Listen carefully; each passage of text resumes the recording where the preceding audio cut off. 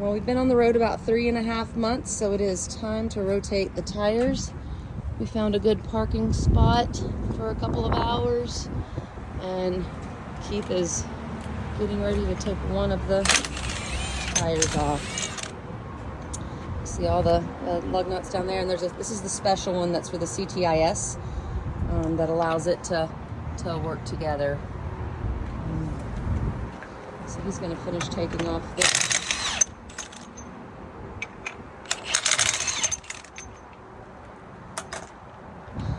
Underneath there you can see a little dolly of sorts that Keith custom made this past time while we were home. It makes it much easier to move the tires. He's cross-rotating them, so we're going to take this one and put it onto the passenger side front, and so this will allow him to move it around and then to position the tire so that it can go onto the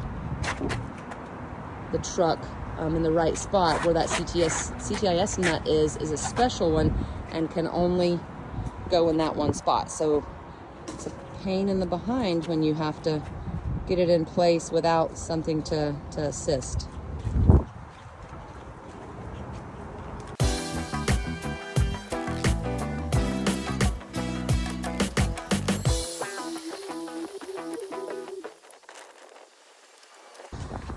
So we have onboard air for our brakes. The tanks are right here. And in order to build the pressure up in that and replenish them, the engine has to be running. Now we do have an additional 12-volt air compressor that are for non-essential activities like the solar panels and the airbags on the back of the Habitat. But to get the good air, the engine has to replenish that. Thank you. You're welcome. And that side's left-hand threads, this side's right-hand threads. Right, so they rotate in opposite directions. The studs are reverse thread.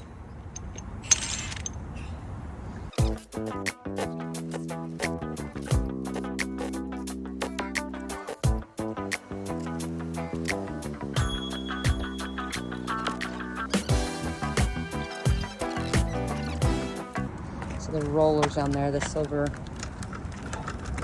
parts inside that trolley will roll so that we can position the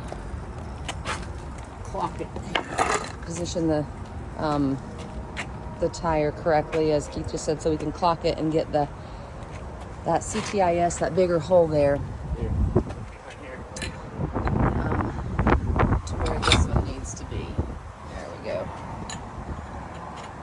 And this will help him to get it up on there once he gets it in the right position. Now go around. So now he's rolling the tire inside that to get it in the correct position.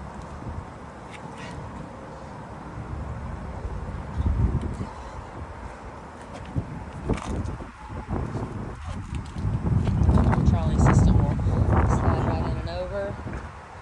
We did this last year without this trolley, and it was fun. Okay, you can kind of see those little plugs kind of positioning and getting it into place. And now we get the nuts on there and tighten them down.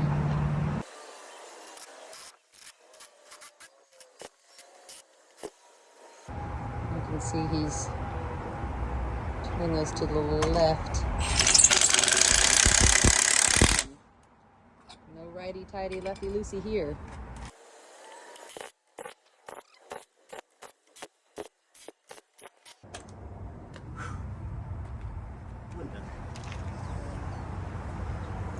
And she looks happy in her new place.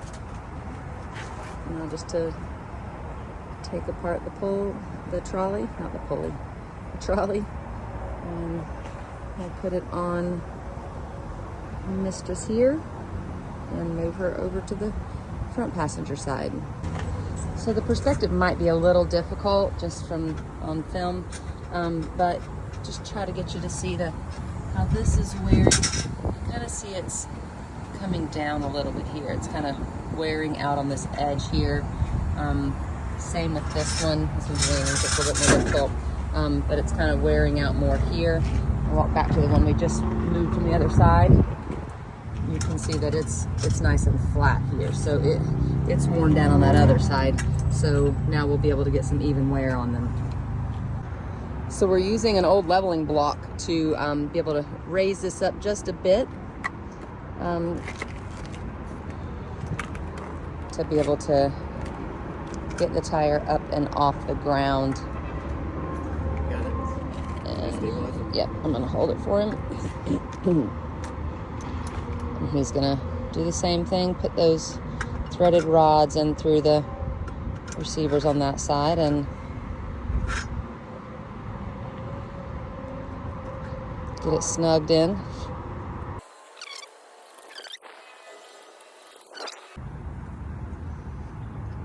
Can also tighten or loosen those nuts on there to get that tire up or down exactly how we need it to be able to let those nuts go on smoothly and easily and not bind up.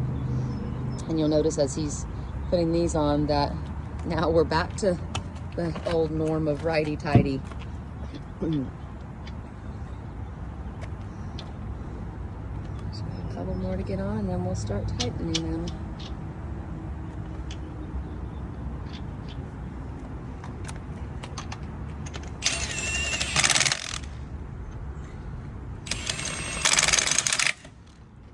Some of you may wonder why the heck do we do this ourselves, but obviously we can't just pull into any old service station and ask them to rotate our tires. Plus it saves a lot of money when you can do things yourself, and in an emergency you're able to do it. You got the tools to do it. It's, you know, you're prepared, which is our plan from the beginning. I'm in modifying as we go along. Again, never done building, never done figuring out new and better ways of doing things. Rinse and repeat.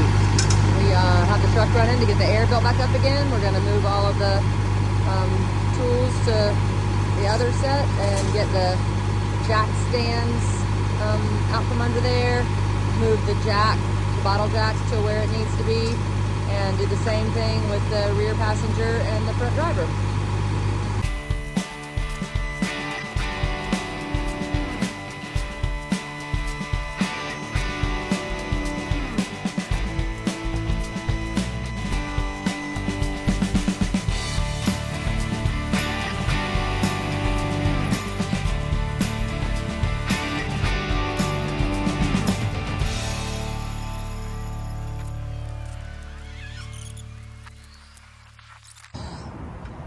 Do the same thing here. Get this one supported nicely. Take off the lug nuts and move her around to the rear passenger. I think Keith wants to try to put these little guide rocket things on as he's taking this one off this time, and see if that helps to smooth out the extraction of the tire from the wheel, or from the truck itself. Yeah, let me see if that'll help kind of keep it elevated so that the weight of the wheel isn't falling down onto those bolts. Also, put a plastic spacer in there to protect the wheel from getting scrubbed up, so it doesn't let it go too far. Kind of offset that depth there, so don't mess up the wheel.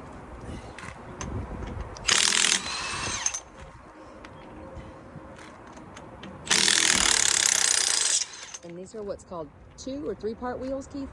2-piece wheels. 2-piece wheels. So those other nuts that you see around the perimeter, the outer perimeter, actually hold the 2 pieces of the wheel together.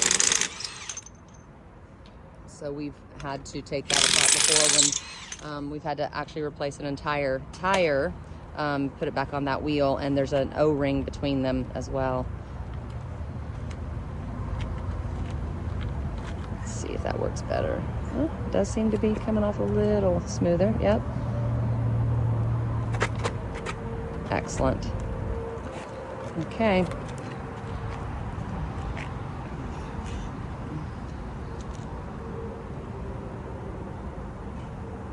Looks like we lost an O-ring on the CTIS nut.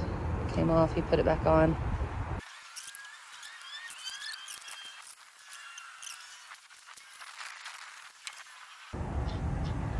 Keith, can you explain why this side is righty-tighty and the other side is lefty-tighty? As you're driving down the road, the centrifugal force theoretically can loosen the lug nuts.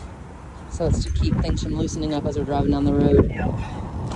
It's a military thing. Okay. And some heavy trucks. Okay.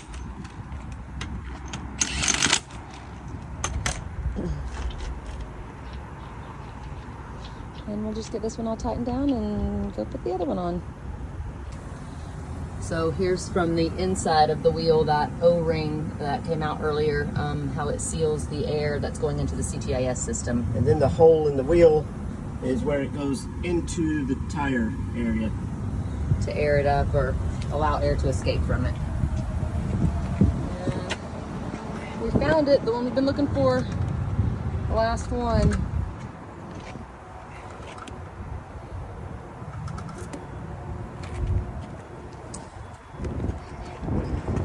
Commenting on how we're happy that we ended up in the shade side for the last one. That's always nice to have some nice shade when you're doing this kind of work.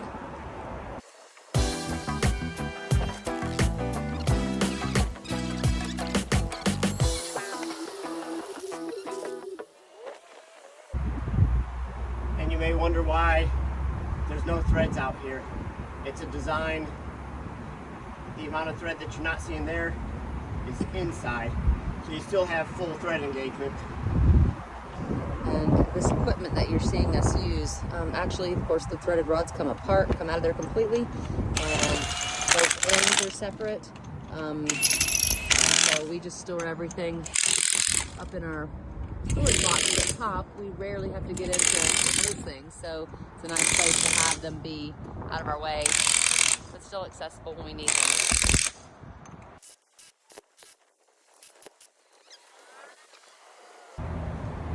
He was saying earlier that he's gonna get a deep socket that he can use the impact on instead of having to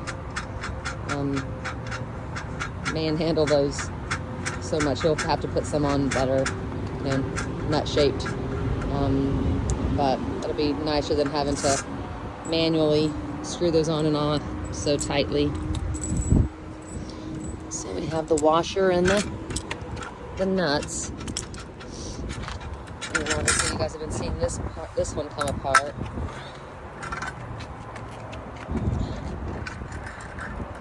And then this one comes apart as well. And it's just two long threaded rods. Trying to kill her. And the other end of that trolley. And so then they just get bolted together for storage so that they sit nicely.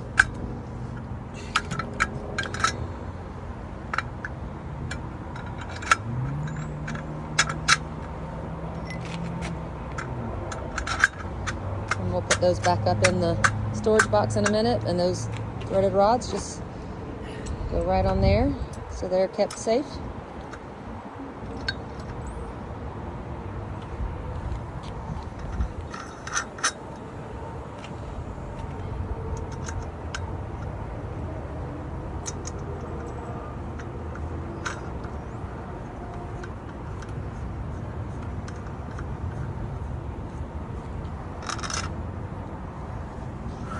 Okay, now to get the jack released, the jack stands out, and take care of all the stuff, and Keith can have a little break. We're going to start the truck to replenish that air again.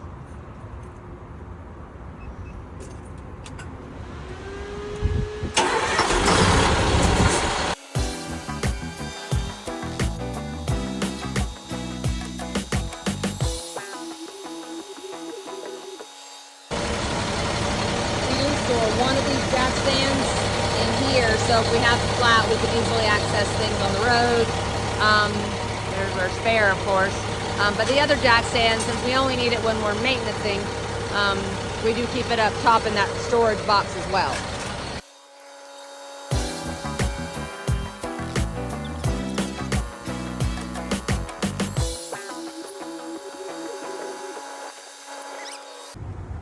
I suppose I should have shown it before picture or video, but this is where we have all of our stuff. The very bottom over here is where that jack stand and the trolley system is. We also keep our cleaners in here, the extra water filter, our coconut core for the composting toilets in here, extra parts, a lot of little extra things, that fuel filter, things like that we might need on the road. So this one over here holds some fun gear. We have inflatable stand-up paddle boards, and then our hiking, big hiking backpacks for long hikes, and wetsuits, snorkeling gears in there.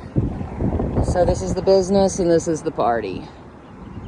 And then that little white solar panel there is to feed our Eufy camera on the front. It's not working so well these days, so we're looking into that. And I think we've shown you Starlet before, but here she is again. So that's a little look around the top of our truck.